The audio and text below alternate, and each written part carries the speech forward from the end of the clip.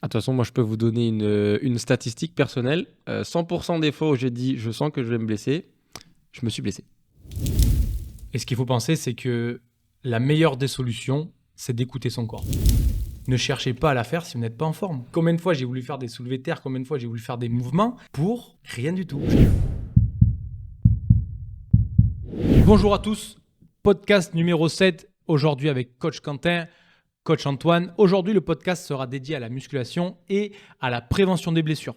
Aujourd'hui, avec l'essor des différentes méthodes de récupération qu'on peut retrouver, la cryothérapie, les massages gun, les pierres chaudes, enfin tout ce qu'on peut retrouver, on parle beaucoup de récupérer, mais le point essentiel, c'est surtout comment ne pas se blesser. On va diviser ça en gros en 3 étapes. Ok. On va d'abord parler déjà de pourquoi on se blesse, c'est quoi les causes de blessures, d'accord. Et ensuite, on va voir un petit peu toutes les solutions qu'on peut apporter à ça. Et enfin, on verra, du coup, on parlera quand même un petit peu des méthodes de récupération, celles qu'on connaît, qu'est-ce qui est intéressant, pas intéressant et pourquoi. Ok, très bien. Donc du coup, première étape, on va parler de comment les blessures peuvent arriver. Et c'est ce qu'on retrouve en premier dans une séance, et souvent qui est un petit peu zappé, c'est le manque d'échauffement. Est-ce que tu peux nous en parler un petit peu, Quentin, par rapport à ça? C'est simple, si vous allez déjà en salle de musculation, vous allez voir qu'il y a différents profils, donc des mecs qui s'échauffent pas. Il y en a 3. Celui que j'appelle le sprinter éclair, le mec, il arrive, il est déjà changé, il se met direct sur la machine, il part à fond, on dirait qu'il a un rendez-vous dans 5 minutes après, il commence direct. Ensuite, le second, c'est le mec sur son téléphone. Il est là pendant 10 minutes, il est sur son tel, on sait pas ce qu'il fait, et d'un coup, pof, il démarre. D'accord, donc lui, il pourrait t'écrire un bouquin sur comment rien faire à la salle. Et l'expert en excuses, je l'appelle comme ça, c'est le gars, à chaque fois que tu lui proposes de t'échauffer ou quoi, il va dire ah non, mais moi je suis déjà chaud, j'ai monté 4 fois les escaliers chez moi aujourd'hui, ou je ne sais pas quoi. Et après, il va dire ah putain, j'ai mal au dos quand je fais du squat. Et donc du coup, est-ce que tu te retrouves dans un de ces trois Est-ce que tu as été... Alors, on l'a tous été, un de ces trois, mais maintenant ça a un petit peu évolué, j'espère. Est-ce que sur lequel plutôt moi, je dirais que j'aurais plus été le phone addict. Je me mets sur le tel, je regarde des trucs et puis d'un coup je me dis purée, ça fait 10 minutes que j'y suis et je pars. Ouais. Parce que j'ai plus le temps. C'est vrai. Ouais. Et toi? Entre le sprinter éclair et l'expert en excuses, je pense que j'aurais été... Mon cœur balance. Voilà. C'est vrai que moi, Bon, maintenant je suis blessé. Voilà. Mais j'ai fait les deux en même temps. Donc du coup, j'ai fait un beau combo. J'ai fait une belle hernie. Au moins, c'est tranquille comme ça. Okay. C'est vrai que je dirais plutôt le sprinter éclair quand même. C'est-à-dire que j'arrivais direct, la barre et on y va. Et puis feu quoi. Bon, en tout cas, si vous êtes dans une des 3 catégories, bon, on va vous expliquer du coup pourquoi ce que vous faites, c'est ce qu'il ne faut absolument pas faire. Le manque d'échauffement, c'est la cause principale de blessure. D'accord, c'est une des causes principales de blessure en tout cas. Donc, si vous ne vous échauffez jamais, ne vous étonnez pas de vous blesser souvent. D'accord. Donc, si vous n'êtes pas capable de créer un échauffement parce que vous ne savez pas quels sont les mouvements, qu'est-ce qui est intéressant de faire pour vous échauffer, d'accord. Et c'est pas juste faire le mouvement moins lourd, d'accord. Souvent c'est préparer la hanche, le genou, etc. Peu importe. Et ben vous pouvez nous envoyer des petits messages, on vous répondra, il n'y a pas de problème. Du coup, la deuxième chose, c'est une mauvaise exécution des mouvements, d'accord. Je fais mal le mouvement, je l'effectue n'importe comment. Je ne suis pas capable de me corriger moi-même, j'ai pas de suivi, etc. Donc, je fais ça tous les jours à la salle mal, je finis par me faire mal, c'est évident. Ok, donc ça c'est la deuxième... Voilà, on peut en rajouter une aussi, c'est faire des mouvements qui ne sont pas du tout adaptés à notre condition actuelle. Ça, c'est peut-être plus pour celui qui est tout le temps sur son téléphone parce qu'il voit des squats jerk, qui va voir des mouvements voilà. un petit peu... c'est bien de connaître ses limites et de savoir ce qu'on est capable de faire, ou au moins d'avoir une tierce personne qui est capable de nous dire quelles sont les limites et pourquoi on ne peut pas faire ou faire tel mouvement. Il n'y a pas de mauvais mouvements, et par contre, il y a des mouvements qu'on n'est peut-être pas encore apte de faire maintenant dans l'état actuel des choses. Par exemple, si vous vous lancez dans l'haltérophilie, que vous voulez faire des arrachés alors que vous pouvez pas, vous pouvez à peine coller votre bras à votre oreille, d'accord, vous pouvez pas le mettre plus loin derrière, ça vous risquez de vous faire mal à l'épaule, au dos, peu importe, vous allez compenser de 1 milliard de manières. Pareil, si vous voulez faire du deadlift roumain alors que vous n'êtes pas capable vous avez aucune mobilité dans les ischios, dans les chevilles, dans les genoux, vous allez vous voir vous baisser, du coup vous allez arrondir le dos, vous allez vous faire mal. Bref, la liste est très longue, donc des mouvements qui sont pas adaptés. Alors il faut bien prendre en compte, c'est pas je peux pas les faire. Alors peut-être que sur le moment actuel, je vais trouver une alternative. C'est vrai que les overhead squats, comme on parle, c'est un mouvement qui est très... Enfin, pour certains, ça va être rien du tout parce qu'ils ont la mobilité. Il y en a pour d'autres, ça va peut-être prendre 1 an avant d'en faire un correctement. C'est pas que vous ne devez pas le faire, c'est juste qu'il faut l'adapter et il faut y aller étape par étape pour pouvoir le maîtriser. Déjà, de toute façon, si je veux faire un overhead squat que je ne sais pas faire un squat, Ah, bien je vais sûr. pas De faire toute un façon, squat. là, évidemment, ce que je disais, c'est pas de. Il y a des mouvements que vous ne devez pas faire, que vous ne pourrez jamais faire. C'est qu'il y a des mouvements que vous n'êtes pas encore En capacité en capacité de faire et qu'il va falloir travailler pour réussir d'être en sécurité. à les pour faire. réaliser. Et d'ailleurs, et de toute façon, le but quand on s'entraîne, c'est de réussir à pouvoir faire tous les mouvements de manière C'est sécure. ça. Et c'est ce D'accord. qu'on Le a but, c'est retrouvé aussi dans le CrossFit, c'est qu'il y a tellement de mouvements qui demandent aussi beaucoup de capacité que des fois, tu arrives et puis je vais faire ça, et en fait, Oui, voilà, tu es c'est ça. dépassé par les mouvements. Alors que si je construis petit à petit, je me dis, je fais le focus sur ça, je mets le focus sur ça, et qu'au fur et à mesure, je serai beaucoup plus complet à la fin de l'année que d'avoir voulu tout faire dans un seul moment, quoi. Oui, c'est sûr. Une mauvaise programmation d'entraînement. D'accord, donc ça peut être, par exemple, Trop. une programmation qui respecte pas assez ce côté avec agoniste, antagoniste, etc. C'est trop surchargé sur les épaules, trop surchargé en poussée, pas assez de tirage, Je fais des etc. flexions tous les jours, Voilà. des choses comme ça. Un petit peu le CrossFit. On peut retrouver souvent. Désolé, on tape dessus, mais on adore ça. Ouais. Et du coup, de cette mauvaise programmation, ce qu'on va retrouver, du coup, c'est que des fois, on va faire trop de répétitions sur les mêmes exercices. De toute façon, on peut le voir si on va à la salle, qu'est-ce qui va se passer? Le bench, le développé couché, il y en a Voilà. qui vont en faire 3 à 4 fois dans la semaine. On dit non, mais la dernière fois, je l'ai fait à la barre, après, je l'ai fait en incliné, après, je l'ai fait aux haltères. Ouais, mais le mouvement, C'est les mêmes patterns. il est similaire. Alors certes, tu peux changer un petit peu l'angle, mais voilà, il faut se dire que si je répète trop un même mouvement, c'est là où ça va conduire aux blessures. Si on devait faire une analogie, là, si je commence à frotter sur la table, je passe 1 fois, 2 fois, ça va, 10 fois, ça va aller. Puis au moment, quand je vais arriver à 1000 répétitions, je vais commencer soit à creuser un trou dans mon doigt, soit à creuser un trou dans la table. Et là, c'est un peu le même problème. C'est que si déjà, j'ai les épaules qui partent un peu vers l'avant et qu'à chaque fois, sur mon développé couché, je sens que ça frotte dans l'épaule, au fur et à mesure, si je répète, au bout d'un moment, ça va casser. Voilà, et là, si on va aller Et vers si la je blessure. rajoute que d'autres mouvements derrière qui sont sur la chaîne antérieure, forcément, au bout d'un moment, je mets rien sur la postérieure, je vais finir par me faire mal. Bon. Ça demande aussi de savoir programmer. Évidemment, c'est un métier. Donc, c'est pour ça que on déconseille d'improviser en général dans les salles de sport parce qu'on a tendance à faire ce qu'on aime et ce qu'on préfère. Et souvent, c'est Et les puis mêmes surtout aussi patterns. que ce qu'on connaît, et si on connaît que quelques exercices, Voilà. on les répète et c'est pas la bonne solution. Donc, du coup, ça peut être un point. Et le dernier point que je dirais, c'est de mettre son entraînement, être trop spécifique dans son entraînement. Donc, par exemple, si je décide j'ai décidé que je veux gagner en force, je fais que du 1 répétition, que du max, que du lourd tout le temps sur tous mes entraînements. Là, forcément, le système nerveux va pas suivre, je risque de me faire mal, de me blesser. Ou ça peut être si je décide de progresser en cardio, de faire tous les jours de la course, des sauts, des box, etc. Faire trop de pliométrie, par exemple, je vais me faire mal aux genoux, aux tendons si je renforce pas Ouais. à côté, etc. Donc ça peut être ça peut être un aspect. Ou par exemple alors le CrossFit c'est un peu différent parce que il y a énormément de modalités en même temps tous les jours. Mais au final, ce qui se passe souvent au CrossFit, c'est que tout va bien, et puis d'un coup, à force de, il y a tout qui pète. Il y a l'épaule, il y a le genou, il y a l'épaule. il y a le dos, Quand on commence à avoir mal quelque part, après on a mal partout. Ouais. Donc ça, c'est vraiment en lien avec ce qu'on disait, c'est n'hésitez pas à vous faire encadrer pour démarrer une activité physique, pour éviter de dire non, mais moi je sais faire, je vais faire juste 2-3 trucs. Des fois, les 2-3 trucs, ça peut créer ces petits soucis. Et du coup, la première chose, c'est d'appeler quelqu'un qui peut vous aider, que ce soit chez Reborn ou ailleurs. Mais le but, c'est de se faire accompagner pour limiter ce risque de blessure. Exact. Du coup, on va passer à la partie 2. Je pense qu'on a déjà bien arrondi les angles sur comment quelles sont les causes de la blessure, comment on peut ne pas se blesser. Du coup, dans les solutions qu'on peut apporter, forcément, ça va découler des problèmes. Hein. Déjà, ça va être... Au niveau de l'analyse morphologique Voilà, et on peut posturale. déjà analyser la morphologie et la posture d'une personne pour déterminer qu'est-ce qui est bien à faire en amont chez la personne pour pouvoir faire les exercices. D'ailleurs, toi, tu t'es formé... Ouais, en posturologie. Donc, c'est vrai que c'est intéressant. Ça permet aussi d'avoir une autre vision de l'échauffement. D'accord, l'échauffement. Parce que tu as aussi les champions de l'échauffement. C'est vrai qu'on n'en a pas parlé, mais tu as le mec qui va passer 1 heure à s'échauffer et sa finale, sa séance, ça va durer 5 minutes. C'est pas non plus l'objectif, d'accord? Faut pas passer 1 heure à prendre un élastique devant, derrière, Bonaparte. C'est bien, mais il faut que l'échauffement il soit utile. Parce que je peux très bien m'échauffer 1 heure et me faire mal quand même.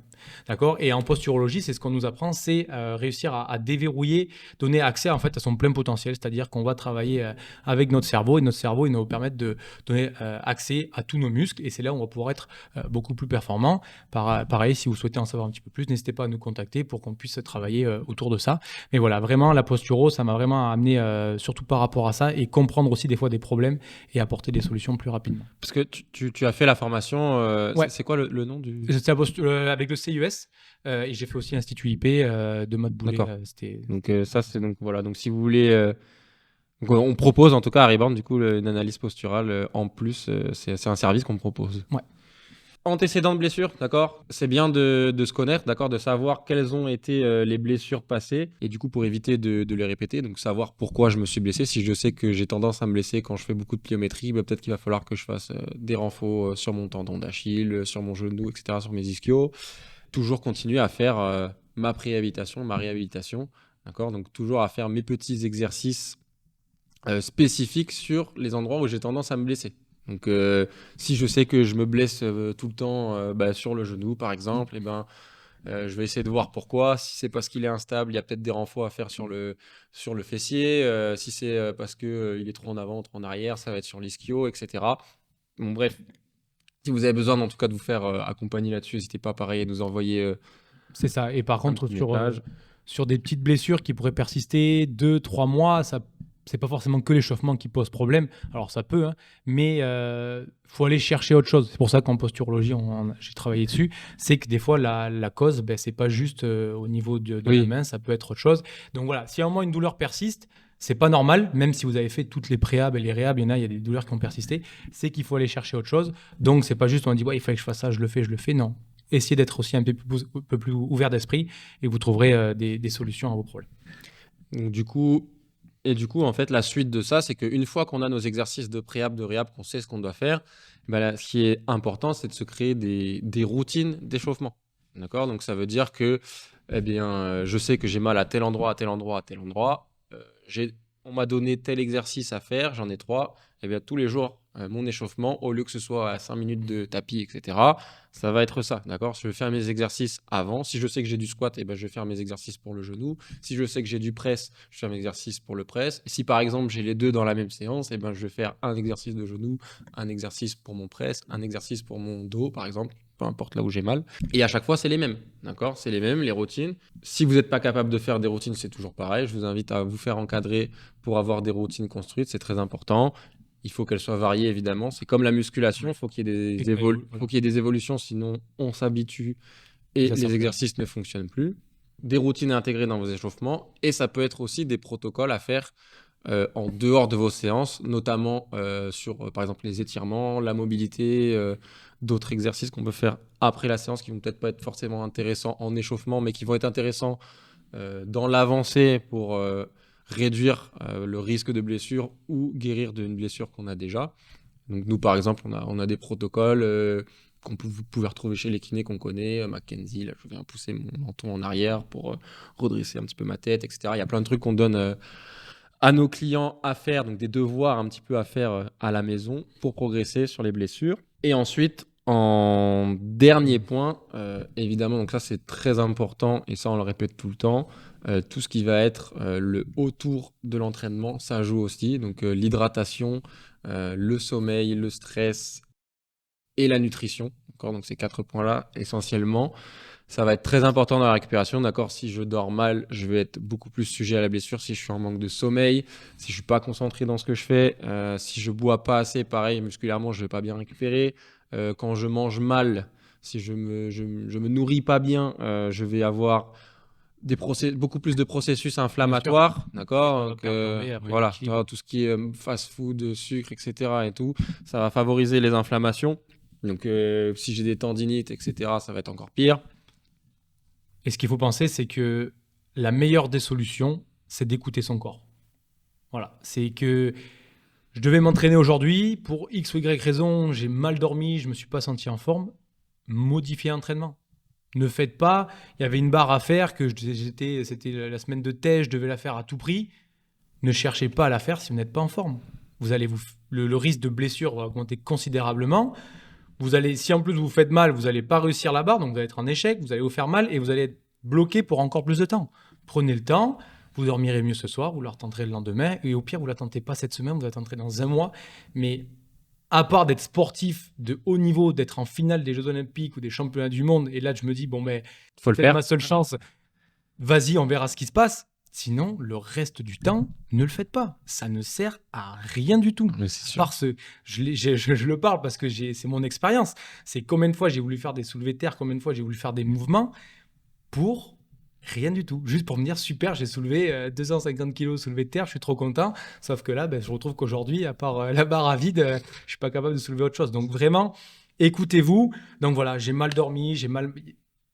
Peu importe la raison, écoutez-vous. Si par contre, tous les jours vous vous écoutez, c'est que derrière, il faut quand même travailler sur le reste. Mais s'il y a juste un jour où vous êtes fait mal, enfin vous êtes fatigué, ben écoutez-vous, ne vous entraînez pas, changez, faites-vous un peu de vélo, récupérez et vous irez mieux demain et tout se remettra dans l'ordre. De toute façon, moi, je peux vous donner une statistique personnelle. 100% des fois où j'ai dit je sens que je vais me blesser, je me suis blessé. Non, mais c'est... Enfin, en Et vrai, à chaque fois, je me dis je vais regretter, j'ai regretté. Voilà, si on devait donner, s'il y a une solution à retenir, c'est écouter son corps. Et si au bout d'un moment vous l'écoutez trop, ben c'est juste que vous faites pas ce qu'il faut. Mais voilà. C'est aussi simple que ça. Surtout quand après, et quand les gens commencent à avoir des enfants, ben, le sommeil est énormément perturbé, ben on peut pas avoir les mêmes objectifs, les mêmes résultats, ou en tout cas à court terme ou à moyen court terme. Donc voilà, la première des solutions, c'est d'écouter son corps. Voilà, donc après aussi, il y a les compléments alimentaires. D'accord, donc on n'est pas des grands fans, on va pas vous promouvoir, vous faire une liste, etc. Il y en a quelques-uns qu'on aime bien.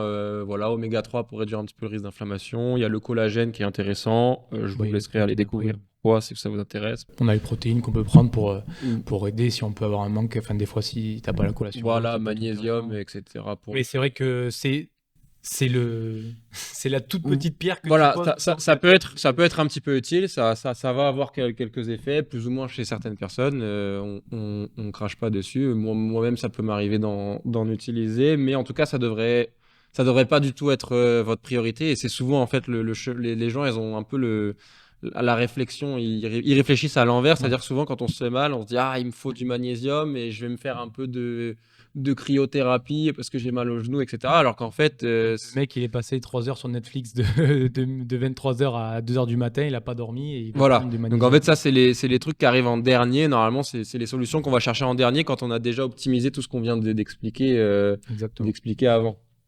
Donc du coup, ça nous amène un petit peu sur le sujet 3, c'est pour ça qu'on va en parler. Le sujet 3 va être la troisième partie, je voulais dire. Elle va être beaucoup plus brève que les autres parce On va partir sur quelque chose et on verra peut-être pour un futur podcast pour en discuter. Voilà, mais c'est pas quelque chose qu'on recommande. En tout cas, tout ce qui est cryothérapie, massage gun, électrostimulation, ouais, c'est dur à dire. Électrostimulation, etc. Ça peut être bénéfique, d'accord, uniquement si vous avez déjà fait tous les points avant, d'accord. Si vous avez fait votre préa, vous faites votre mobilité, vous mangez bien, vous dormez bien, etc. Vous rajoutez un petit peu en plus de cryothérapie, ça va fonctionner. Si vous ne faites rien du tout et que vous allez juste à la cryothérapie, peut-être qu'en sortant pendant 10 minutes, vous allez dire ça va mieux, mais après quand vous allez reprendre, ça va revenir exactement pareil. Vous aurez juste perdu 45, enfin je sais pas combien ça coûte ce truc-là, mais bon, je crois que ça coûte cher. Donc vous aurez juste perdu de l'argent. Voilà. Pareil pour tout ce qui est massage gun. Si vous tapez juste sur le muscle, voilà, ça va envoyer du sang, etc. Mais si vous avez un souci, en tapant dessus, ça va endormir la douleur pendant 10 minutes. Mais ça va pas avant de faire peut-être vous pourrez faire le mouvement grâce à ça parce que vous avez moins mal. Vous avez endormi les nerfs entre guillemets en tapant dessus. Mais ça règle pas le problème. Quand vous avez terminé, ça va revenir et à chaque fois que vous allez être à froid, ça va revenir. Donc, c'est ce qu'on a dit juste avant. Si vous n'avez pas mis toutes les bases solides qu'on a dit juste avant, bien se chauffer, bien faire sa préhab, analyser quels sont mes problèmes, comment je peux les régler, vous ferez rien du tout. D'accord ? Donc voilà, ça conclut un petit peu, je pense, notre... Si on devait résumer un petit peu, donc la première partie, c'est trouver les causes. D'accord, les causes, elles peuvent être multiples, mais souvent, on a vu que c'était... souvent lié soit à l'échauffement, soit à la répétition d'exercices qui n'étaient pas faits pour nous au moment, à l'instant T, soit la répétition d'exercices qui pouvaient être faits pour nous, mais qu'on répète trop souvent. Donc ça, c'était souvent les causes de blessures et bien sûr l'environnement et de ne pas s'écouter. Derrière, en termes de solutions, on a vu un petit peu le fait qu'il fallait prendre soin de soi, déjà essayer d'avoir une base solide. Et ensuite, le but, c'était de faire appel aussi à un coach pour pouvoir avoir un programme qui soit adapté à nous. D'accord ? Donc ça, c'est important. Se programmer seul, comme on l'a toujours dit, c'est assez compliqué. Et en troisième étape, la récupération qui fait partie quand même du processus, mais qui ne doit pas être mis en premier. C'est vraiment la fin de l'étape. Si j'ai fait tout correctement, la récupération va pouvoir venir m'aider un petit peu plus, mais pas dans l'autre sens. Et bien voilà, et du coup, prenez soin de vous déjà, ça c'est ce qu'on va conclure un petit peu là-dessus. Entraînez-vous correctement. Si vous respectez tous ces points, normalement, Vous allez réduire énormément. On ne peut pas vous Voilà. dire on zéro. va vous dire que vous n'allez pas, on va vous dire que vous n'allez pas vous blesser. De toute façon, il faut toujours prendre le risque de se blesser pour progresser en entraînement, d'accord? Sinon, on fait juste Se maintenir. une méthode à l'élastique, comme Christophe Cario.